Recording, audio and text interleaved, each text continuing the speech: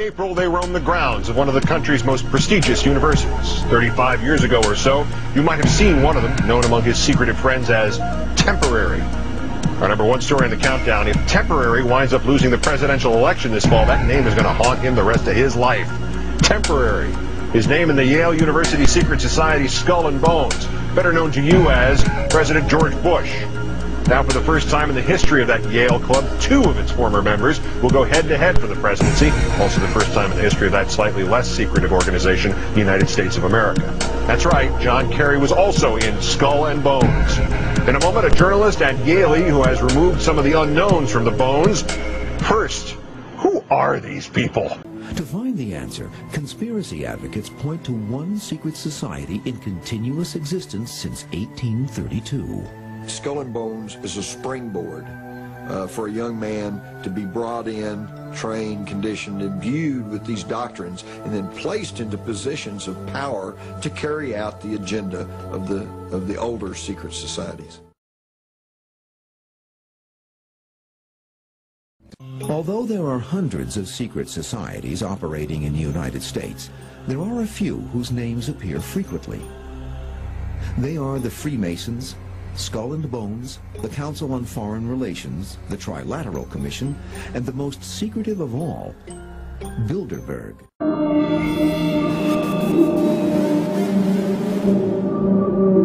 New members, neophytes, are expected to do things like lie in coffins and wrestle in mud and kiss a skull and confess their sexual histories in front of the group to bond themselves together further still, and presumably just for a few laughs.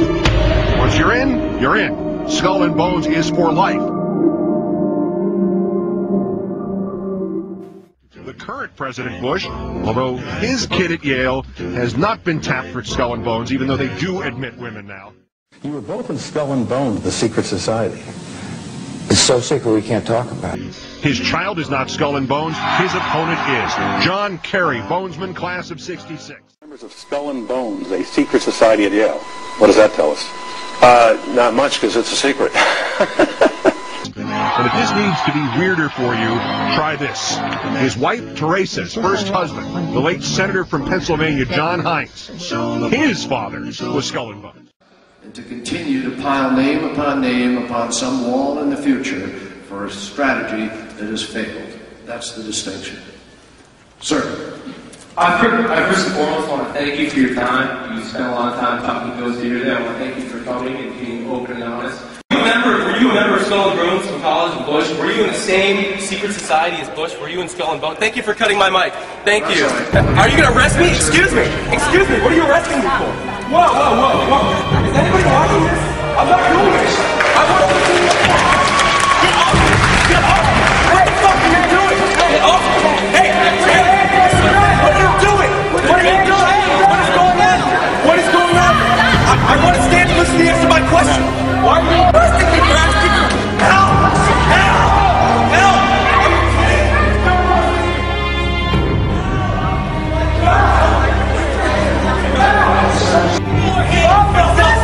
Get the fuck off me, man!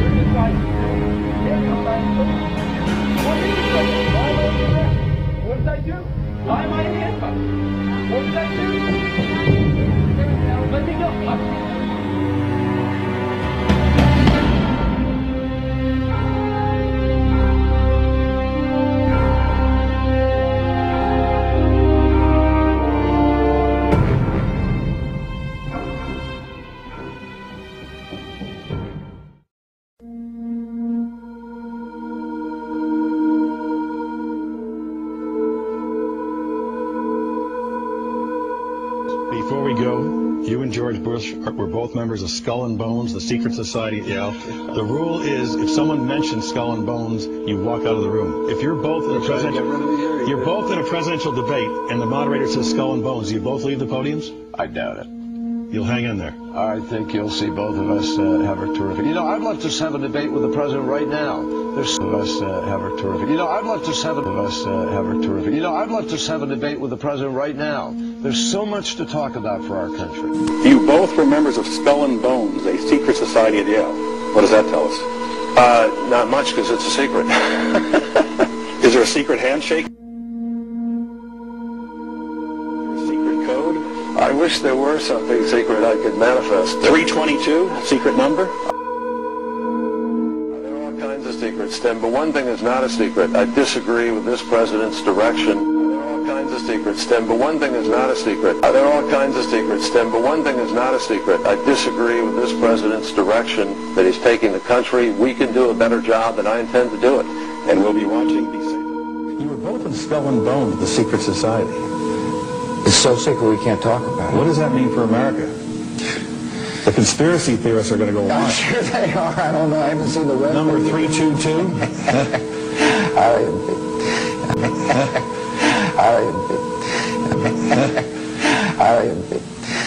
First of all, he's not the nominee.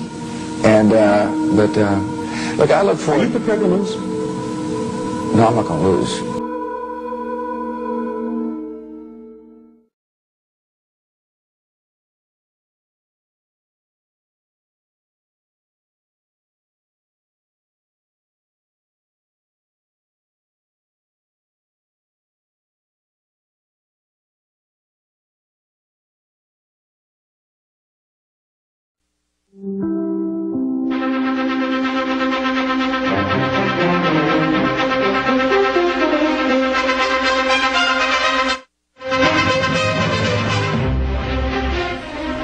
I'm Tom Brokaw, NBC News, and it is my sad duty to report this afternoon that my friend and colleague, Tim Russert, the moderator of Meet the Press and NBC's Washington bureau chief, collapsed and died early this afternoon while at work at the NBC News Bureau in Washington. Tim had just returned from a family trip to Italy with his wife, Maureen Orth, the writer, and his son, Luke. They were celebrating Luke's graduation from Boston College just this spring. Tim, of course, has been the host.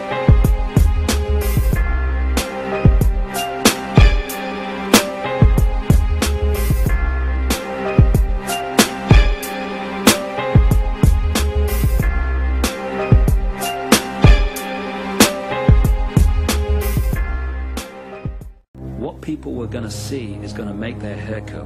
What's been going on in front of their face and behind their back all their lives, while they thought a completely different story was unfolding. The ratio of Skull and Bones members who go on to significant positions of power, either in front of the camera or behind it, is enormous. The Skull and Bones Society does not operate in isolation. It is a strand within the greater web.